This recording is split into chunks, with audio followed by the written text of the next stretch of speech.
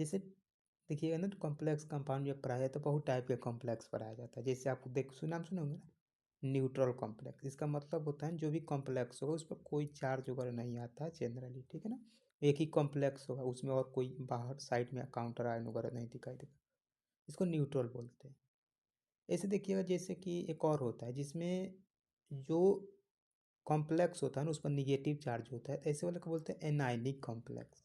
कैसे पता चलेगा कि किस पर निगेटिव है किस पर पॉजिटिव है? जैसे देखिए, आप लिखते हो ना NaCl, तो जो लेफ्ट साइड रहता है इस पर पॉजिटिव देते हो, जो राइट साइड रहता है निगेटिव देते हो।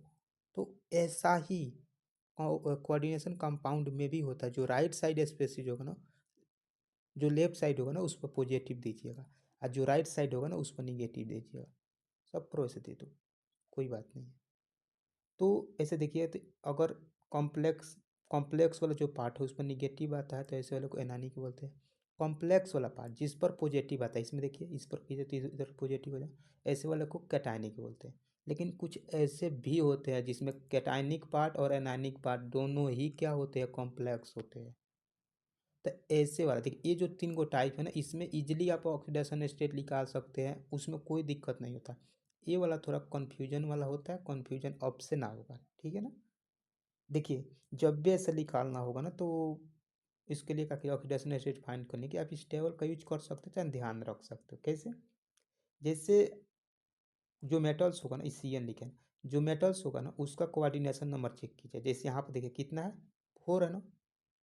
तो जब 4 होगा ना, उस कंडीशन में याद रखिएगा जो मेटल होगा उसका ऑक्सीडेशन स्टेट +2 होगा। ऐसे ही अगर 2 होगा कोऑर्डिनेशन नंबर तो +1 होगा, 6 होगा तो याद रखिएगा +3 होगा, और दूसरे के केस में।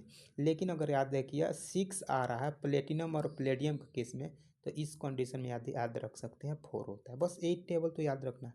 देखिए ना, एक 2 जब होगा कोऑर्डिनेशन नंबर तो कितना आ रहा है, 1 आ रहा है। 4 होगा तो 2 आ रहा है, और 6 होगा तो 3 आ रहा है।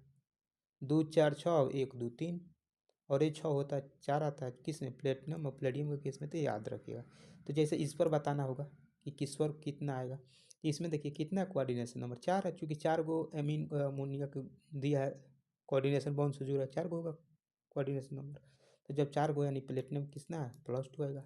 और इधर वाला पर इसमें भी 4 है, तो यानी इस पर माइनस आएगा, चूँकि कैटायन वाला पार्ट है, नाइन वाला पार्ट है।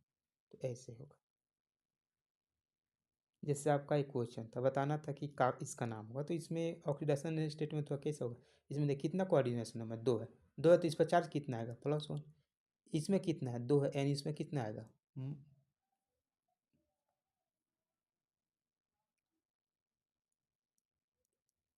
इस पर भी आएगा +1। लेकिन ये वाला कौन सा पार्ट है, कैटायनिक पार्ट है, ये वाला पार्ट कौन सा है, एनायनिक पार्ट है, ठीक है ना।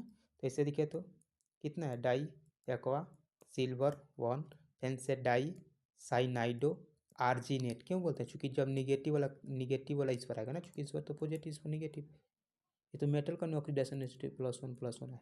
तो इसमें भी देखिएगा तो कितना, चूंकि निगेटिव वाला कॉम्प्लेक्स है तो इस पर 8 लग जाता है, तो ये वाला हो गया +1 वाला।